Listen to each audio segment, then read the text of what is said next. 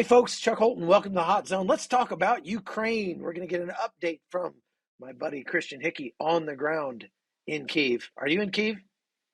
Currently in Kiev right now, Chuck. Yeah. Okay, so Christian Hickey is a former Green Beret, current Green Beret actually, who has moved to Ukraine to help the Ukrainian people through this difficult time with his family. Is doing some great work out on the front lines. Tell me about what you've been doing lately, Christian. Well, lately have been we did a 2023 growth plan, so we kind of reorganizing.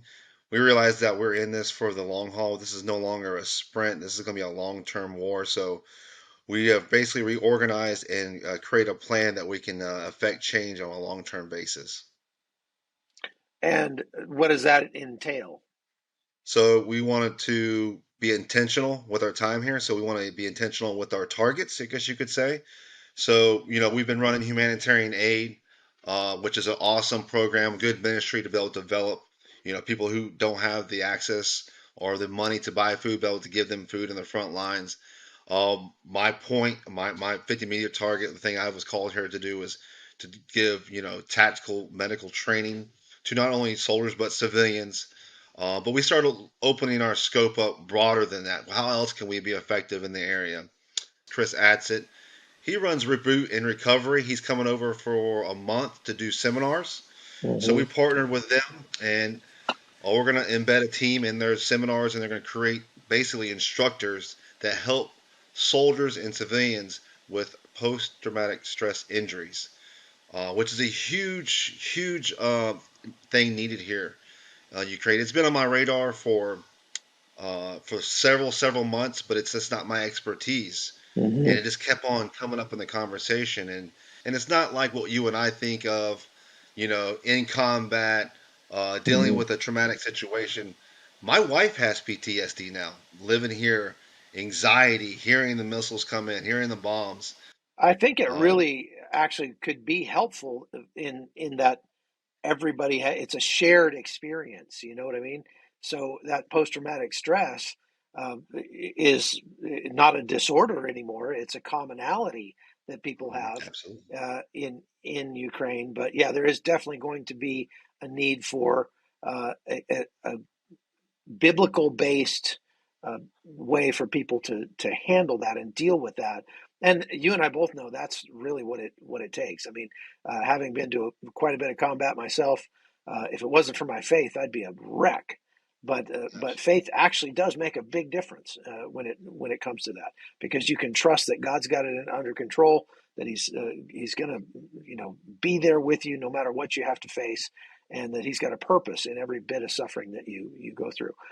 So it's great that you're taking that message out to those people. I've seen some of the training that you do with the Ukrainian troops as far as medical training and that sort of thing.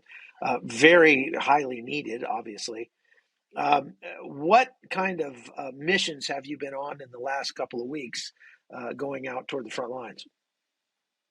So we recently took a load of aid out to Kharkiv, and we're really developing a program here. So we basically created a network for other believers to step into a program to come over and act out in faith.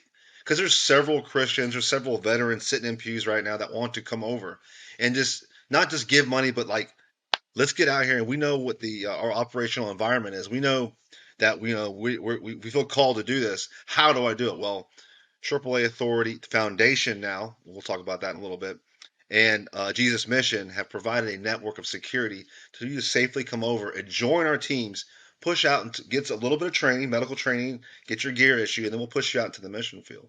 Lately, we've been That's out in great. Kharkiv pushing up. We've actually secured another safe house there in Kharkiv too, and doing aid out in that particular area. I think there's going So to be a you're working change. in Kharkiv also, but you're also thinking about pushing down to the south. When I was with you, we went down to Kherson, but there's a big push down in Zaporizhia at this point, so there's going to be some real need down there. Absolutely. So we've been here 9 months, so going on 9 months, a long time in country. From obviously all the way from Mykolaiv at that point when we first got in, down to Kherson, making the elbow up to the north, all the way to Kharkiv. Recently, I reached out to a pastor who's living just southeast of Zaporizhia, where there's an offensive going on right now, and the unexpected kind of because it was kind of out of the ordinary for it to push an offensive in the middle of winter when you know that you kind of need to be refit, you need to be reorganized, you need to get more troops in. But Russia's pushing right now on two fronts actively. One in the Bakhmut Soledar area, obviously, which is all over the news, but also towards Zaporizhia. And so we actually reached out. They sent us a list.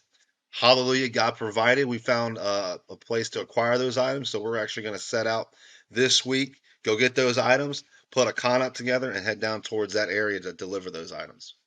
Now, what are the biggest needs that you're seeing in Ukraine right now when you get out on the front lines? It's cold outside, but God has a plan. He has the warmest winter that Ukraine has had in a long time. We were planning for the worst, but thank the Lord that is not. It's still cold. Don't get me wrong. It's still freezing. There's still snow on the ground. It's still really cold, but not as bad. But we're seeing, people need blankets. People need kids need jackets. They need proper footwear. There was a program that another organization was doing was providing stoves, but then people couldn't get the wood to put in the stove. So all those things that has to deal with cold weather gear and surviving in uh, freezing temperatures are all needed things, along with nutrition, along with the humanitarian aid that we're able to provide at the same time. So those are the Mhm. most needed things right now on the front line. Yeah, yeah. Like you said, it is still cold. What's the power situation? When I was there, we were rolling blackouts half the day. I believe, has gotten somewhat worse as far as on the power front. What are you seeing? I wanted to, as soon as you said power, I wanted to grab my Bible because I'm like, Lord, please, Jesus. We're on generator right now. But I would say it's very interesting. Around the New Year, around Christmas, you just didn't know when you're going to get power. The power would come on, go off, come on for 5 minutes. It might last an hour, it might last 2 hours, it might last 5 minutes. You just didn't know. Lately, though, today we ran the generator twice. It's still running right now. We're on generator power, and that's here in Kiev. Other locations, Lviv, I heard their infrastructure was hit pretty hard. And if you go down to Lviv, it's like a symphony of generators running because the town has been crucially injured as far as infrastructure along the lines of electricity. Um, Kharkiv, man, sometimes Kharkiv has better electricity and internet than Kiev. I don't understand it, but it just sometimes is that way. So that's the kind of what we're looking at right now in electricity. You just don't know when. You just never know. Right. And it's You get. I'm been sure. I imagine you get out to the villages, and it's just no electricity. People are just Oh, camping in yeah, their we're own talking homes. cities. You go to the village, you get outside anywhere along the front line, there's no electricity. So Yeah. therefore, it's very, very important that we're there to both supply what we can when we can to those people who are living in those type of environments. Yeah, no question about that. There are a lot of rumors flying around about a giant offensive, a big offensive coming from the Russians. They're going to hit from Belarus. They've got a new general now. We've seen these strikes in Dnipro, and so I guess it's been about a week since you had a big missile strike. That may be due to the fact that there's a new general in town and he's got a different strategy, or it may be due to the fact that they're saving up their remaining missiles for a big offensive. What are you hearing? What am I? I'm hearing the same narrative that I was hearing in February 11 months ago. Mm-hmm. We've got Russian soldiers amassing on the Belarusian border. We've got now an Air Force, Russian Air Force in that country. We've got a mechanized unit just north of us, 2 hours. We've got all the ships have left and they're in the Black Sea. We got a CIA director that came over unannounced and met with the president. So we've got a lot of actions happening around, and we have all the open source intelligence saying Mm-hmm. there's a second offense, a northern offense that's going to take place in the near future.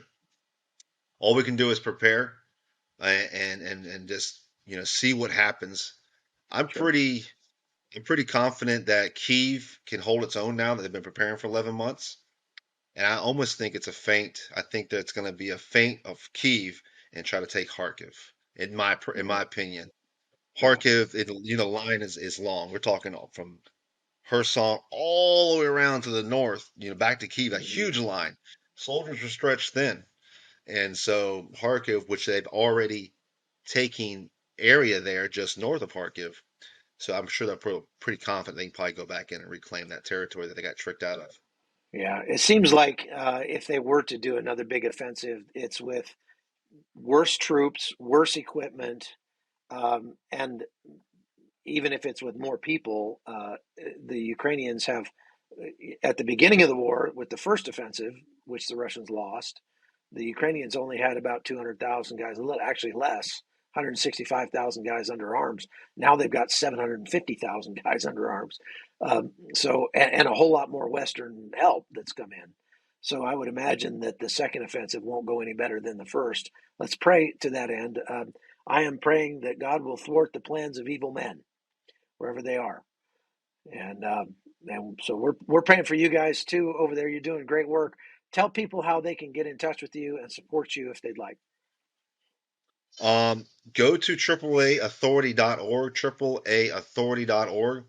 We completely revamped our website. It's got it very easy to read, very, very clear, clean what we're doing, how we're doing it, and all of our mission fields from PTSD, humanitarian aid, training, evacuations, and I didn't mention it, Purple Heart Homes, building homes for those who have sacrificed the most. AAAauthority.org. Is that spelled out triple A authority or is it AAA authority? It's AAA, so TRI. It's just spelled out Yeah. just like it Oh, sounds. okay. All right. Just checking. Thanks a lot, man. We'll see you.